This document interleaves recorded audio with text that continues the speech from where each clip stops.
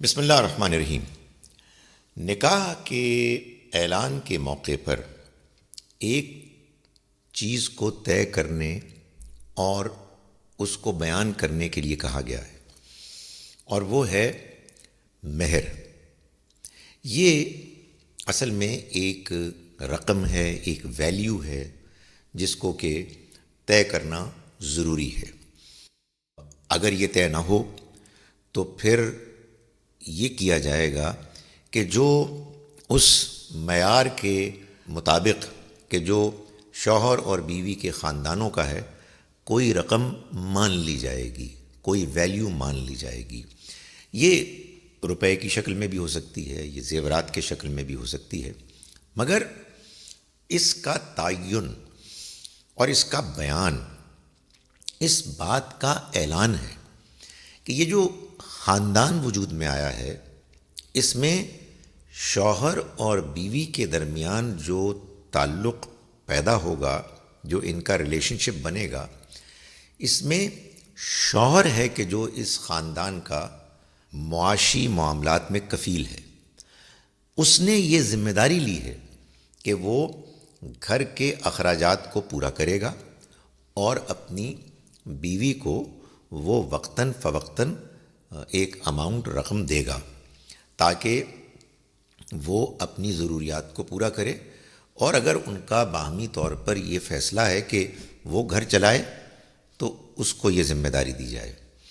یہ اعلان در حقیقت شوہر کی جانب سے اس کے اس نکاح کے معاملے میں پوری سنجیدگی کا اعلان بھی ہے کہ اس نے یہ فیصلہ کیا ہے اور یہ ذمہ داری اٹھانے کا اس نے باقاعدہ عزم کیا ہے۔ یہ رقم کیا ہونی چاہیے، اس کو اللہ تعالیٰ نے تعین کے ساتھ بیان نہیں کیا، بلکہ معروف پر چھوڑ دیا ہے۔ معروف سے مراد یہ ہے کہ جو سوسائٹی میں، معاشرے میں، خاص طور پر اس خاندان میں کہ جس سے لڑکی کا تعلق ہے، جو عام طور پر مہر کی رقم معقول، مناسب، رائج ہے، اس کو بیان کیا جائے گا۔ یہ اس خاتون کا حق ہے، یہ شوہر کی ذمہ داری ہے کہ وہ اس کو باقاعدہ ادا کرے اور وہ ذہنی معاشی تحفظ فراہم کرے کہ جو اس کی بیوی کو درکار ہے، اس کے بیوی بن کے رہنے کے لیے ضروری ہے۔ اس میں ظاہر ہے کہ ایک جانب یہ بات نہیں ہونی چاہیے کہ لڑکے اور لڑکی والوں کے درمیان کوئی اس میں بے جا طور پر کوئی بحث اور جھگڑا ہو،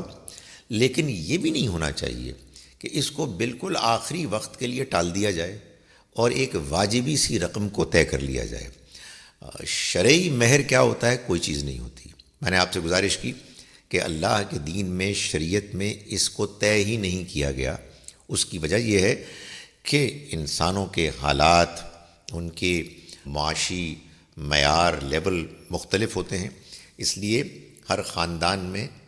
ہر موقع پر نکاح کی رقم کے بارے میں کچھ نہ کچھ گفتگو ہوگی اور اس کو طے کیا جائے گا تاکہ دونوں معاملات ہوں۔ ایک جانب یہ بھی نہ ہو کہ شوہر کے اوپر بے جا بوجھ پڑے، اور دوسرا یہ بھی نہ ہو کہ وہ بہت کم رقم ہو۔ لیکن ایک بات طے ہے